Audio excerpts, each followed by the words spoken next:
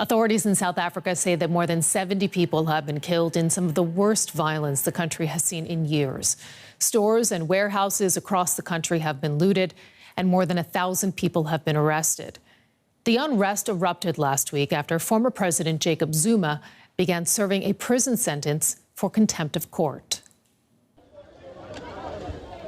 This warehouse in Durban was ransacked by hundreds of people.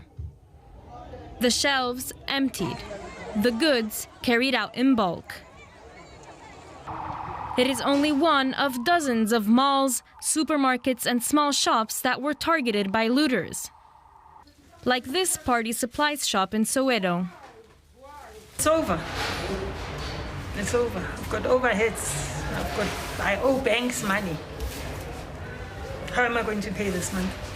With what? In some instances, armed local residents went after the looters themselves.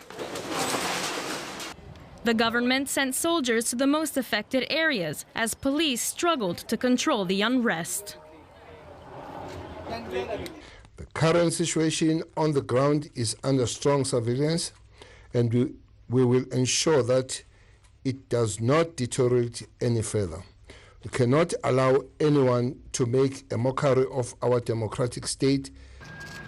The protest started last week after former South African President Jacob Zuma began serving a 15-month jail term. He was sentenced for contempt of court after refusing to appear at a corruption inquiry. The outrage of Zuma's supporters was compounded by anger over persisting inequality and poverty in the country. And for more, let's cross over to DW correspondent Christine Mundwa, who's standing by in Cape Town. Christine, what is the current situation in the country right now? Sarah, the looting continues overnight. More buildings were set alight. We know that the number of people arrested is well over 1,000. And we are receiving warnings now of looming food shortages because of the disruptions in KwaZulu-Natal and Gauteng. These are key provinces when it comes to the supply of goods into the country. In many sites in these provinces, vaccine rollout has been affected. That is going to obviously have an impact on what already was a slow rollout of the vaccine here in South Africa. There is also concern about racial tensions flaring up now because of the lack of visibility when it comes to law enforcement. You now have armed citizens defending their property, and in many cases it is fueling some racial tensions. People are also worried here about the outbreak of xenophobic violence because all sorts of criminality have now emerged from this violence and looting, Sarah.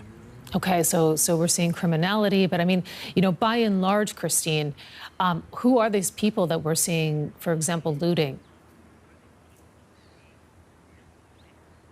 Sarah, the people you'll see looting are underprivileged South Africans for the most part. These are people who live in informal settlements who have been pushed further into poverty because of the pandemic and the restrictions that have come with it. And so what you're hearing from the officials in this country is that these people, their poverty is being exploited. In fact, those were the words of a senior ruling party official, that the poverty of people was being exploited. But what authorities are now investigating is that these crowds, these mobs are being stoked and prompted by a more sinister third force, because among the looters, among the people going in and stealing basic items like food and clothing, you have people lighting things up and setting things on fire who seem to want to be making destruction. And so these people are being investigated because it is believed, or at least they have reports have emerged, that there are some intelligence officials that are believed to be linked to the former President Jacob Zuma who may be behind the stoking and mobilization of the crowds that you are seeing. But the pictures you see, these are poor South Africans, desperate and hungry, who've been pushed further into poverty in this pandemic. Okay, so I mean, overall, it is a desperate situation for many there. The military has been sent out, we understand, to assist. Why is it proving so difficult to bring things back under control? Well, law enforcement was stretched from the very beginning. There was limited police presence. The deployment of the military is controversial in itself, Sarah, because it is essentially due to the lack and the failure of law enforcement.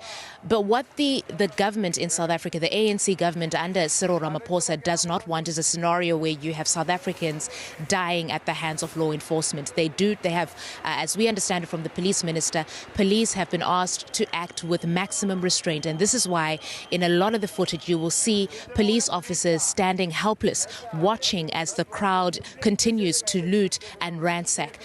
Because the narrative, of course, of this ANC government firing on black South Africans in a country with the sensitivity of the history that we have here is the last thing that this government wants to see. And of course, that military deployment in itself has been very, very limited. Only a few thousand soldiers, I think 2,000, have been deployed. It is not enough to quell the amount of unrest that we have at the moment.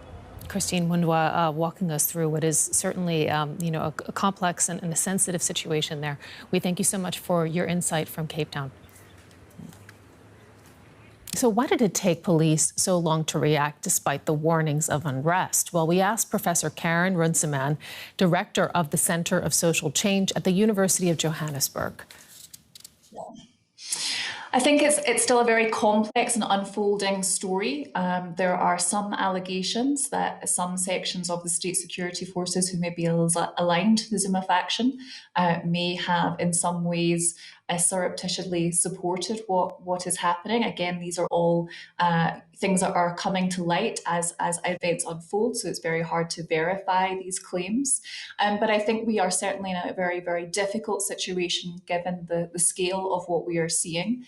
And there are concerns about the response of police and now the deployment of army in South Africa, neither of which have a particularly good track record in dealing with these things in a way that does not escalate violence.